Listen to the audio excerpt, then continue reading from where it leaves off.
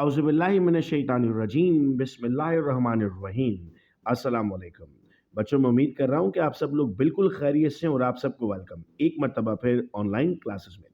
Students, पिछले video lecture में हम फर्स्ट ईयर केमिस्ट्री की जो हमारी नई किताब है इसके 3 चैप्टर के एमसीक्यूज कर चुके और आज के इस वीडियो लेक्चर में हम चैप्टर नंबर 4 के एमसीक्यू सॉल्व करने जा रहे हैं, जिसमें पहला सवाल हमसे पूछा जा रहा है, according to Graham's law of diffusion the ratio rate of diffusion of H2 and O2 are.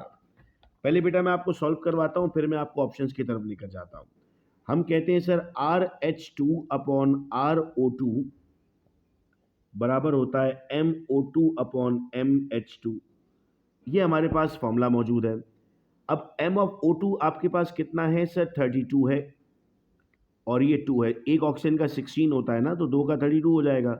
ये हो गया RH2 अपॉन RO2। 2 1 ज़ा 2 16 ज़ा, ये आपके पास बन गया 16 अपॉन 1। जब आपने रूट लिया तो क्या आया? 4 upon 1। So the ratio of hydrogen and oxygen is basically 4:1। इस तरह से सॉल्व इसलिए कराया चूंकि बच्चे गलती से 1 अपॉन 4 लिख देते हैं, लेकिन जब आप इसको सॉल्व करते हो तो ये क्या आता है बेटा? 4 अपॉन 1 आता है। तो हम इसको 4 अपॉन 1 लिख देंगे। नेक्स्ट आपके पास आता है collection of gas over water is an example of. मैं आपको अगर बेटा पेज नंबर 91 पर लेकर जाऊं तो देखो हेडिंग क्या लगी हुई है, applications of Dalton's law of partial pressure, और लिखा हुआ है pressure of gas collected over water. तो इसीलिए डाल्टन लॉ के एप्लीकेशन का ये आंसर बन जाएगा। The molar volume of oxygen is maximum at sir 180 m and 25 degree centigrade. आप कहेंगे सर एटीएम बढ़ रहा है। बेटा एटीएम बढ़ता है तो वॉल्यूम कम होता है ना। अकॉर्डिंग टू बॉयल्स लॉ हम कहते हैं volume is inversely proportional to the pressure. The diffusion rate of C3H8 and CO2 are same. क्यों सेम है सर? इसलिए सेम है कि अगर मैं यहाँ पर C3H8 लिखता हूँ तो ये 12 मल्टीप्लाई बाय 3 होता है और ये 1 मल्टीप्लाई बाय 8 होता है, तो ये 36 प्लस 8 होता है। 36 प्लस 8 कितना आता है? 44। और अगर मैं कार्बन डाइऑक्साइड लिखता हूँ तो ये 12 प्लस 16 मल्टीप्लाई बाय 2 आता है, यानी 12 प्लस 32 आता है, तो ये भी कितना बनता है? 44। तो जब दोनों का मास बेटा सेम है तो इनके दरमियान जो डिफ्यूजन हो रही है वो भी सेम होगी। The volume of gas would be theoretically zero, practical नहीं सिर्फ थ्योरेटिकली जीरो एट। तो सर पेज नंबर 80 की तरफ मैं आपको अब लेकर जाता हूँ और पेज 80 पर हमें ये बात लिखी हुई मिलती है कि sir according to Charles law at 0 kelvin the volume of gas should be zero. तो जवाब क्या हो जाएगा? 0 केल्विन। बच्चे 0 डिग्री सेंटीग्रेड लिख देते हैं लेकिन 0 केल्विन बेटा इस सवाल का सही जवाब होगा। Real gas reaches the ideal behaviour. ये बहुत ट्रिकी क्वेश्चन है, बहुत सारे लोगों का गलत हो जाता है ये। पेज 85 पर जब मैं आपको लेकर आता हूं तो पेज 85 पर आप ये देखते हैं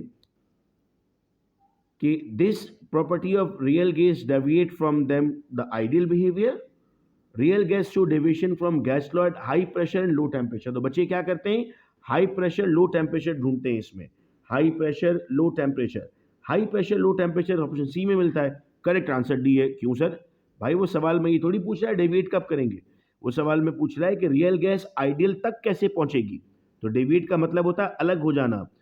तो अलग होने वाला अगर हाई प्रेशर है तो साथ होने वाला लो प्रेशर होगा, अलग होने वाला अगर लो टेम्परेचर है तो साथ होने वाला हाई टेम्परेचर होगा। That is why D is the right answer.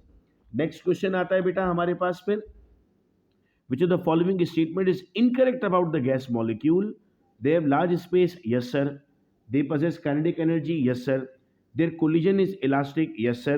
Their molar mass depend upon temperature. अगर ऑक्सीजन का 32 है तो टेम्परेचर बढ़ने से चेंज हो जाएगा? नहीं सर, वो तो चेंज नहीं होगा। So that is why this is the right answer. Now if Kelvin temperature of an ideal gas is doubled, V is directly proportional to T। अगर आपने इसको बेटा डबल कर दिया है तो वॉल्यूम भी क्या हो जाएगा? सर वॉल्यूम भी डबल हो जाएगा, क्योंकि डायरेक्टली प्रोपोर्शनल का तो यही मतलब होता है, एक डबल तो दूसरा डबल। अच्छा, फिर कहता है sir and pressure is reduce to half, V is inversely proportional to P. यानी अगर आपने इसको हाफ किया है तो ये क्या हो जाएगा? ये डबल हो जाएगा। इधर भी डबल हुआ, इधर भी डबल हुआ, तो बेसिकली कितनी बार बढ़ गया ये? सर बेसिकली ये इंक्रीज हुआ 4 टाइम्स। तो हमने कहा सर यहाँ पर आपके पास 4 time is the right answer.